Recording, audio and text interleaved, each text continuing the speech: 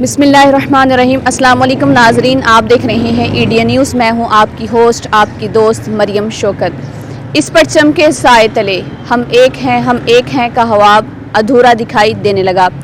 فرانسیسی سفیر کی ملک بدری اور حافظ کی رہائی۔ حکمرانوں کو اب نعروں کی بجائے حقیقی عمل پیش کرنا ہوگا، ان کو اپنا موقف پیش کرنا ہوگا۔ ناظرین، دن بدن احتجاج میں اضافہ ہوتا ہوا ہمیں دکھائی دے رہا ہے۔ مذہبی دھرنے، کارکنان کی کثرت، ریاستی اداروں سے ٹکراؤ دن بدن بڑھتا جا رہا ہے۔ پولیس اہلکاروں کو زخمی کیا جا رہا ہے، وہ محافظ، ریسکیو رینجرز، ان پر پتھراؤ کیا جا رہا ہے اور ان کو شدید زخمی کیا جا رہا ہے۔ اور ہاں، زخموں کی تاب نہ لاتے ہوئے کچھ ہمارے محافظ جان کی بازی ہار گئے۔ ہم کیا کر رہے ہیں، کیسے دھرنے کر رہے ہیں؟ وہ محافظ جو دن نہیں دیکھتے، رات نہیں دیکھتے، ہمارے لیے چاہے آندھی ہو، طوفان ہو، ہر وقت شانہ بشانہ کھڑے ہیں، ہماری مدد کے لیے آتے ہیں۔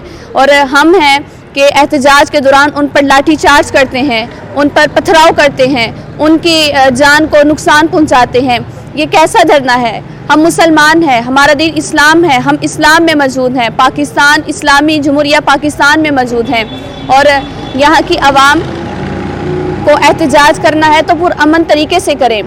ناظرین، ہمیں احتجاج کرنا ہے تو پرامن طریقے سے کریں، اور حکومت کو بھی چاہیے کہ اس احتجاج کے ساتھ عوام کو ریلیف دیا جائے اور ان کی بات کو سنا جائے اور ان کے جان و مال کا تحفظ کیا جائے، تاکہ یہ احتجاج اور ان کی بات کو سنا جائے۔ اس وقت میں موجود ہوں ریسکیو 1122 ڈسٹرکٹ آفس، ریسکیو 1122 کے سینئر انجینئر نوید اقبال۔ ہم ان سے جانیں گے کہ احتجاج کے دوران ان کے کیا موقف ہیں، ان کو کن کن مشکلات کا سامنا کرنا پڑا۔ جی ناظرین، ہم جانیں گے، اس وقت میں موجود ہوں ڈسٹرکٹ آفس ہیڈ کوارٹر، اور ہم نوید اقبال سے جانیں گے کہ ان کے کیا موقف ہیں، وہ کیا احتجاج کے بارے میں ہمیں بتاتے ہیں کہ ان کو احتجاج کے دوران کن کن مشکلات کا سامنا کرنا پڑ رہا ہے اور کیوں ایسے معاملات ان کو پیش آ رہے ہیں کہ ان کے ہی عملے کو زخمی کیا جا رہا ہے۔ جی ناظرین، اس وقت میں موجود ہوں ڈسٹرکٹ ایمرجنسی آفیسر انجینئر نوید اقبال کے آفس، اور ان سے جانتے ہیں کہ ان کو احتجاج میں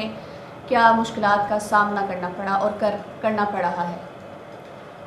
جی، احتجاج میں یہ ہوا ہے کہ ریسکیو 1122 کو بہت زیادہ مشکلات کا سامنا کرنا پڑا ہے، بلکہ ریسکیو 1122 نے جہاں بھی کہیں ایمرجنسی اٹینڈ کی ہے وہاں پہ بھی ہمیں مشکلات کا سامنا کرنا پڑا ہے۔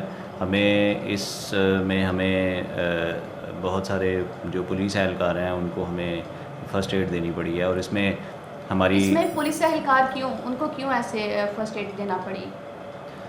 کیونکہ پولیس اہلکار جو تھے وہ اپنی ڈیوٹی پر وہاں پہ موجود تھے، اور جو مظاہرین تھے انہوں نے ان پر پتھراؤ کیا یا اس طرح سے، اور پولیس اہلکار اور دوسرے عملے تو اس چیز کو پیش نظر رکھتے ہیں نا کہ عوام کی حفاظت کی جائے، لیکن پھر بھی عوام کو آپ کیا کہنا چاہیں گے؟ ان کے پولیس اہلکار وہاں پہ ان کے پرامن احتجاج جو وہ کر رہے تھے اسی کے لیے وہاں پر موجود تھے، لیکن کچھ اشتعال انگیزی کی وجہ سے انہوں نے پولیس پہ پتھراؤ کرنا شروع کر دیا، جس کی وجہ سے یہ سارا معاملہ ہوا، اور اس میں ریسکیو اہلکار جو تھے اپنی گاڑی کے ساتھ وہاں پہ موجود تھے، جنہوں نے وہاں پہ ان کو فرسٹ ایڈ کی۔ اور میں آپ سے پوچھنا چاہوں گی کہ ایمرجنسی کالز میں کتنے فیصد اضافہ ہوا احتجاج کے دوران اور ہو رہا ہے؟ ہماری تقریباً جو سیالکوٹ میں ہم لوگ کال رسپونڈ کرتے ہیں ڈیلی بیسس پہ، وہ تقریباً 40 سے 50 کالز ہیں، اور اس میں تقریباً احتجاج کی وجہ سے کوئی 2-3% اور اضافہ ہوا ہے۔ اس میں 2-3% اضافہ ہوا ہے۔ آپ بتائیں کہ ریسکیو آپریشن میں مظاہرین کی جانب سے مشکلات کی کیا صورتحال ہے، کیا حقیقت ہے؟ ریسکیو 1122 کو جو مظاہرین کی وجہ سے مشکلات کا سامنا کرنا پڑا ہے، اس میں یہ ہے کہ وہ ایمبولینس کو راستہ نہیں دے رہے تھے، لیکن یہ ہے کہ ہمارے اہلکار جو تھے انہوں نے ان سے ریکویسٹ کر کے تو راستہ لینے کی کوشش کی، اور انہوں نے دیا بھی۔ اس لحاظ سے کافی ان کی طرف سے بھی ہمیں ریلیف ملا کہ مطلب انہوں نے ریسکیو 1122 کی گاڑیاں جو ہیں ان کو نہیں روکا۔ جی، اور زخمیوں میں زیادہ تعداد سرکاری ملازمین یا مظاہرین کی؟ جو ہمیں کالز موصول ہوئی تھیں اس میں زیادہ تر تعداد جو تھی وہ سرکاری ملازمین کی تھی، اور یہ تقریباً کوئی 4 سے 5 لوگ تھے جو زخمی ہوئے تھے، مختلف جگہ پہ۔ صحیح۔ اب تک آپریشن میں کل مریضوں کی تعداد کتنی ہے؟ اب تک جو یہ مظاہرین کی وجہ سے جو آپریشن ہوا اس میں تقریباً 5 لوگ جو پولیس اہلکار ہیں وہ زخمی ہوئے تھے اور ان کو فرسٹ ایڈ کی گئی ہے. جی. ریسکیو اہلکار کتنے ہیں اس معاملے میں، اس معاملے کو حل کر رہے ہیں؟